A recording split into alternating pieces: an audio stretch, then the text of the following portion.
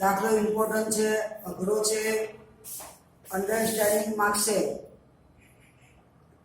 આની આગળનો જે દાખલો કરાવ્યો એની આકૃતિ બી માં જે વિડીયો મોકલો છે એમાં વિદ્યુત ક્ષેત્રની દિશા ચોકડીમાં બતાવી એટલે ભૂલ થઈ ગઈ મારી. એટલે ભૂલ એટલે સુધારવાની. એટલે વિદ્યુત ક્ષેત્રની દિશા તમારી જે બતાવી છે મેં ફોટો પાડીને વિડીયોનો જે ફોટો પાડ્યો છે બોર્ડ પરનો તે પ્રમાણે હોવી જોઈએ. એટલે કહેવાનો મતલબ એમ કે વિદ્યુત ક્ષેત્રની દિશા આકૃતિ 2 માં અધો દિશામાં અને આકૃતિ 1 માં ઉર્ધ્વ દિશામાં છે. એટલે જરા જોઈ લેજો. ચોપડીમાં ભૂલ છે, સુધારજો. હવે આપણે આજે અત્યારે જઈએ છે દાખલા નંબર 1.9 અને 1.9 દાખલો ઇમ્પોર્ટન્ટ છે, ખૂબ ઇમ્પોર્ટન્ટ અને પૂછાય એવો દાખલો છે. એટલે બરોબર તૈયાર કરજો. ઓકે, તો તમારા દાખલા ગણજો. આની પછી 2 દિવસ પછી દાખલાનો ટેસ્ટ આવશે. તો ત્યાં જોતા જઈએ. Q1 બરાબર 10⁻8 કુલમ અને Q2 બરાબર -10⁻8 કુલમ. બે બિંદુવત વિદ્યુત ભારો વચ્ચેનું અંતર 0.1 મીટર છે. તો આકૃતિમાં દર્શાવેલા A, B અને C બિંદુએ શબ્દ વિદ્યુત બળ નથી, વિદ્યુત ક્ષેત્ર શોધો. અને વિદ્યુત ક્ષેત્રનું સૂત્ર બિંદુવત વિદ્યુત બળનું વિદ્યુત ક્ષેત્ર E બરાબર kq/r². બિંદુ વિદ્યુત બળનું વિદ્યુત ક્ષેત્ર kq/r². એ સૂત્ર પ્રમાણે જવાનું. r એટલે બિંદુથી વિદ્યુત બળનું અંતર. બીજી વસ્તુ, ધન વિદ્યુત બળનું વિદ્યુત ક્ષેત્ર, ધન વિદ્યુત બળનું વિદ્યુત ક્ષેત્ર વિદ્યુત ભારથી દૂરની દિશામાં મળે ને ઋણ વિદ્યુત બળનું વિદ્યુત ક્ષેત્ર વિદ્યુત ભાર તરફ મળે. આ બે વસ્તુને માઇન્ડમાં રાખશો તો દાખલો આવડી જશે. ધન વિદ્યુત બળનું વિદ્યુત ક્ષેત્ર વિદ્યુત ભારથી દૂર મળે ને ઋણ વિદ્યુત બળનું વિદ્યુત ક્ષેત્ર વિદ્યુત ભાર તરફ આવે. ચાલો. તો હવે આપણે પહેલો પોઈન્ટ લઈએ. બિંદુ A માટે શોધીએ. તો બિંદુ A નું લોકેશન જુઓ. બિંદુ A નું લોકેશન Q1 અને Q2 ની વચ્ચે છે. Q1 જ્યાં મૂક્યો છે એને બિંદુ 1 નામ આપ્યું છે. જ્યાં Q2 મૂક્યો છે તેને બિંદુ B2 આપ્યું છે નામ. અને વચ્ચે જે પોઈન્ટ છે ત્યાં બિંદુ A, ત્યાં આગળ વિદ્યુત ક્ષેત્ર શોધવાનું છે. કોને કારણે? તો Q1 ને કારણે. અને પછી કોને કારણે? Q2 ને કારણે. એટલે પહેલા આપણે Q1 ને કારણે એ આગળ વિદ્યુત ક્ષેત્ર શોધવા માટે Q1 બરાબર +10⁻8 કુલમ ને કારણે બિંદુ 1 આગળ મૂકેલા Q1 વિદ્યુત બળને કારણે બિંદુ A આગળ વિદ્યુત ક્ષેત્ર.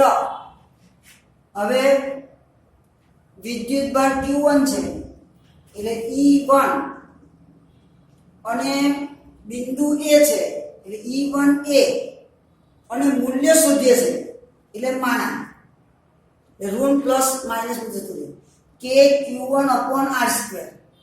એટલે કિંમત મૂકીએ તો k ની કિંમત 9 × 10⁹, Q1 ની કિંમત 10⁻8 અને બિંદુ A નું લોકેશન બે વિદ્યુત ભારો વચ્ચે છે. બે વિદ્યુત ભારો વચ્ચેનું અંતર 0.1 મીટર છે. એટલે એનો અડધો ભાગ r બરાબર 0.05 મીટર થાય. એટલે Q1 થી બિંદુ A નું અંતર 0.05 અને Q2 થી પણ બિંદુ A નું અંતર 0.05 થશે. તો હવે આપણે જોઈએ E1 એની કિંમત મૂકી દીધી. જવાબ આવી ગયો 3.6 એકમ ન્યૂટન/કુલમ.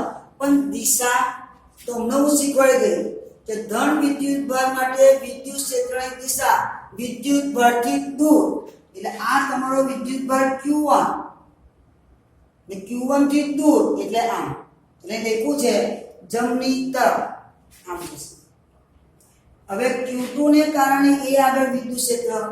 એટલે આપણે જે શોધ્યું A આગળ વિદ્યુત ક્ષેત્ર એ કોને કારણે આવ્યું? Q1 ને કારણે આવ્યું, E1A. હવે Q2 ને કારણે લઉં છું એનું નામ આપી દે E2A.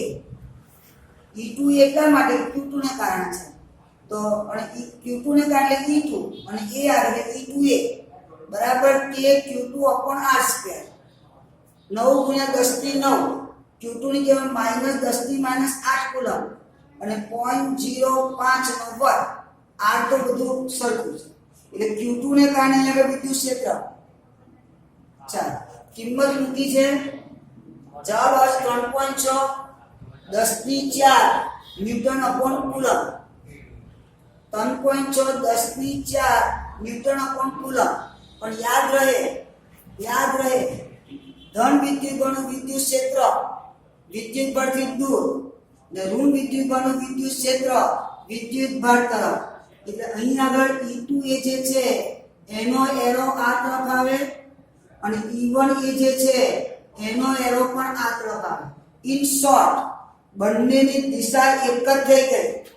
Q1 ને કારણે વિદ્યુત ક્ષેત્ર વિદ્યુત ભારથી દૂર જમણી તરફ, Q2 ને કારણે વિદ્યુત ક્ષેત્ર વિદ્યુત ભાર તરફ જમણી તરફ. એટલે બંને વિદ્યુત ક્ષેત્ર Q1 ને કારણે મળે તે ને Q2 ને કારણે મળે એ બંનેની કિંમત તો સરખી, કારણ કે બંનેના અહીંયાથી R અંતર સમાન છે. પણ Q1 ને કારણે વિદ્યુત ક્ષેત્ર જમણી તરફ મળે અને Q2 ને કારણે પણ વિદ્યુત ક્ષેત્ર જમણી તરફ મળે. એટલે બંનેનો અહીંયા શું થાય? સરવાળો. E1A અને E2A ના મૂલ્યનો સરવાળો કરીએ તો જવાબ 7.2 10 ની 4 આવે. એટલે બંને એક જ દિશામાં છે એટલે EA પણ કઈ તરફ મળશે? જમણી તરફ. E1A અને E2A એક જ દિશામાં મળે જમણી તરફ, તો પરિણામી EA પણ ક્યાં મળશે? જમણી તરફ. તો બિંદુ A ની જમણી દિશા તરફ મળશે. તો અહીં આગળ તમારો બિંદુ A આગળ વિદ્યુત ક્ષેત્ર આવી ગયું. જો બિંદુ A આગળ આવ્યું હોય તો બિંદુ B આગળ, બિંદુ C આગળ આ સિસ્ટમથી જવાનું છે. તો બિંદુ A આગળ ફરી એકવાર જોઈએ. મને ખબર પડશે કે પૂરું થઈ ગયું છે. સંકેત પૂરો થઈ ગયો. બિંદુ 1 આગળ Q1 બરાબર +10 ની -8 કુલમ ને કારણે વિદ્યુત ક્ષેત્ર E1A K Q1 upon R square. કિંમતો મૂકી 3.6 10 ની 4 ન્યૂટન અપોન કુલમ. પર દિશા ધન વિદ્યુત ભાર એટલે વિદ્યુત ભારથી દૂર એટલે આ બાજુમાં. Q2 ને કારણે વિદ્યુત ક્ષેત્ર K Q2 upon R square. કિંમતો મૂકી જવાબ 3.6 10 ની 4. પર ઋણ વિદ્યુત બળનું વિદ્યુત ક્ષેત્ર વિદ્યુત ભાર તરફ એટલે એ પણ જમણી તરફ ગયું. એટલે Q1 ને કારણે વિદ્યુત ક્ષેત્ર જમણી તરફ, Q2 ને કારણે વિદ્યુત ક્ષેત્ર એ બિંદુ આગળનું જમણી તરફ. એટલે બંને વિદ્યુત ક્ષેત્ર Q1 અને Q2 ને કારણે મળતા બંને વિદ્યુત ક્ષેત્ર એ બિંદુ આગળ એક જ દિશામાં મળે. એટલે બંનેનો સરવાળો થયો એટલે આ જવાબ આવે છે EA. અને બંને એક જ દિશા એટલે પરિણામી વિદ્યુત ક્ષેત્ર પણ કઈ તરફ મળશે? જમણી દિશા તરફ. ચાલો બિંદુ B ની વાત કરીએ. બિંદુ B માટે હવે સમજાવો. બિંદુ B નું લોકેશન ક્યાં છે? જેવી રીતે બિંદુ A નું લોકેશન બે વિદ્યુત બળોની વચ્ચે હતું, એવી રીતે બિંદુ B નું લોકેશન ધ્યાનથી જો આપણે બતાવ્યું છે Q1 વિદ્યુત ભારની આપેલ દિશા કહેવાય, Q1 ની ડાબી તરફ હે ને. હા તમે જલ્દી લખ્યું છે Q1 ની ડાબી તરફ. ચાલો બિંદુ B માટે Q1 ની ડાબી તરફ આવેલા બિંદુ B માટે એટલે બિંદુ B ક્યાં છે? તો Q1 ની ડાબી તરફ છે. એટલે અહીં આગળ આવે છે જો આકૃતિમાં. હવે એનું Q1 થી અંતર લઈએ બિંદુ B નું તો 0.05 થાય, પણ Q2 થી અંતર ગણીએ તો અહીં આ 0.05 0.05 ને 0.05 અથવા 0.1 વત્તા 0.05 અલ્ટિમેટલી R બરાબર 0.15 મીટર થશે Q2 માટે અને Q1 માટે R ની કિંમત 0.05 થશે. તો ચાલો શોધીએ. Q1 ને કારણે B આગળ વિદ્યુત ક્ષેત્ર E1B બરાબર K Q1 upon R square. R ની કિંમત મેં તમને સમજાવી. Q1 થી બિંદુ B નું અંતર 0.05 નો વર્ગ એટલે આ જવાબ. Q2 ને કારણે બિંદુ B આગળ વિદ્યુત ક્ષેત્ર E2B, Q2 ને કારણે વિદ્યુત ક્ષેત્ર B બિંદુ આગળ E2B બરાબર કે Q2 upon R સ્ક્વેર. તો R ની કિંમત Q2 થી બિંદુ B નું અંતર અહીંયા સુધી 0.1 ના 0.05 એટલે કુલ 0.15 નો વર્ગ કિંમતો મૂકે તો જવાબ આવે 4 × 10⁻³ ન્યૂટન અપોન કુલમ. હવે દિશાની વાત કરું તો આ ધન વિદ્યુત બળ હતો એટલે E1B આવે આ તરફ, E1B આ તરફ, E1B આ તરફ, E1B આ તરફ, વિદ્યુત ભારથી દૂર કારણ કે વિદ્યુત ભાર ધન છે. E1B ની દિશા આવશે Q1 થી ડાબી તરફ. તો જો લખ્યું છે E1B ની દિશા Q1 થી ડાબી તરફ, જ્યારે Q2 ને કારણે જે વિદ્યુત ક્ષેત્ર મળે એ વિદ્યુત ભાર તરફ એટલે જવાબ આવશે અહીં આગળ જમણી તરફ. એટલે Q2 ને કારણે B આગળ વિદ્યુત ક્ષેત્ર મળે, Q1 ને કારણે મળે E1B આ બાજુ મળે અને Q2 ને કારણે જે મળશે E2B તે આ તરફ મળશે. E1B આ દિશામાં મળે. જો આકૃતિ બતાવું ત્યાં E1B Q1 થી ડાબી તરફ અને E2B Q1 થી જમણી તરફ. ઇન શોર્ટ અહીંયા બંને દિશાઓ વિરુદ્ધ દિશામાં મળે એટલે B આગળનું પરિણામી વિદ્યુત ક્ષેત્ર વિરુદ્ધ દિશામાં હોવાથી પેલો એ E2B આમ મળે, E2B આમ મળે અને E1B આ બાજુ મળે. એટલે વિરુદ્ધ દિશામાં હોવાથી પરિણામી EB બરાબર મોટામાં નાનું બાદ કરવાનું E1B - E2B. એટલે અલ્ટિમેટલી આન્સર આવશે 3.2 10⁴. પણ મોટું કોણ તો E1B. E1B કઈ તરફ છે? ડાબી તરફ.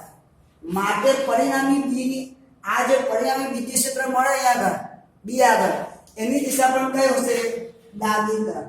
એટલે અહીંયા આગળ બધા લખી શકાય પરિણામી EB આ રીતે ડાબી તરફ મળશે.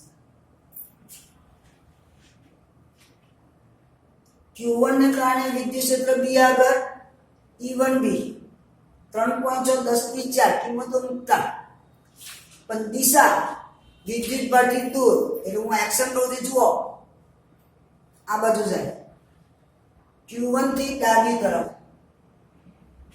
અને Q2 ને કારણે મળતું વિદ્યુત ક્ષેત્ર 4 × 10⁻³ ન્યૂટન અપોન કુલમ.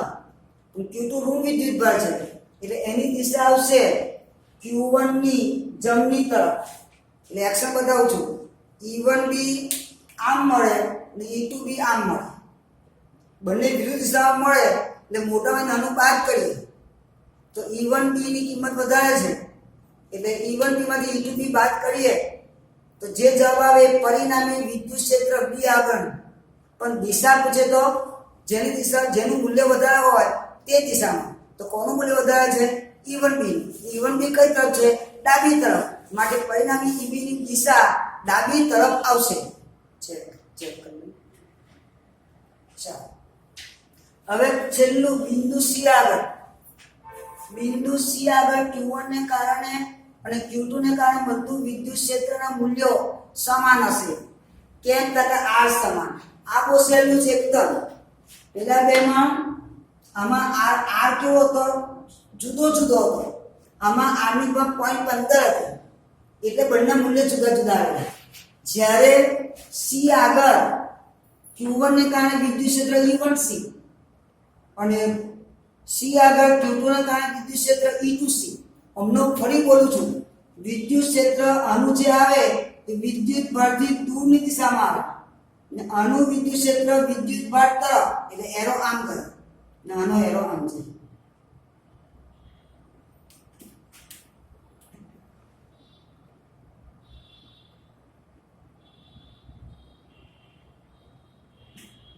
E1C આમ જશે અને E2C વિદ્યુત ભાર તરફ આવશે.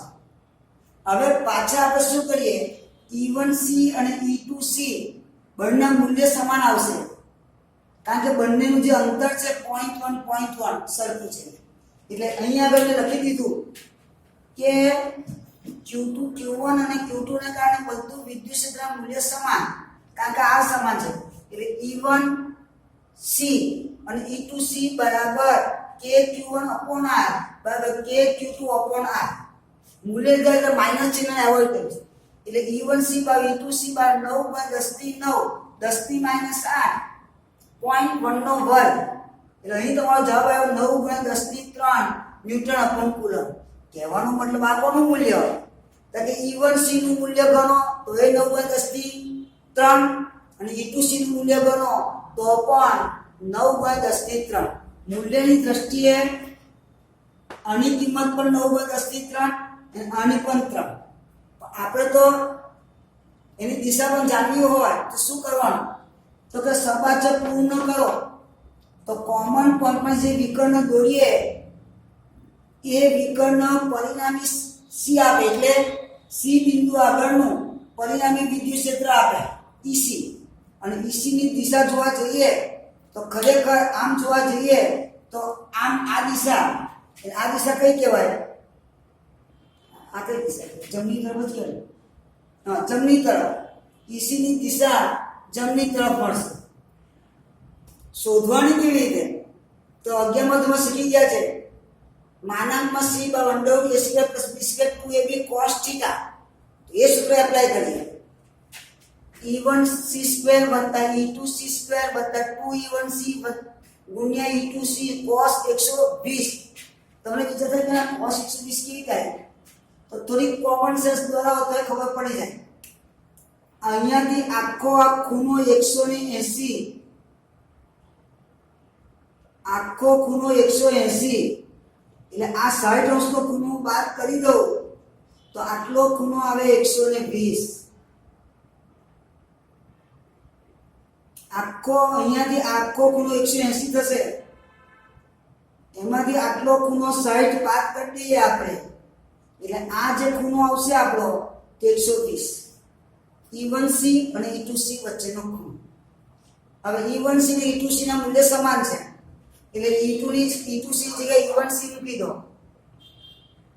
અને cos 120 બાર માઇનસ પણ કિંમતો મૂકીએ તો જવાબ આવશે E1² C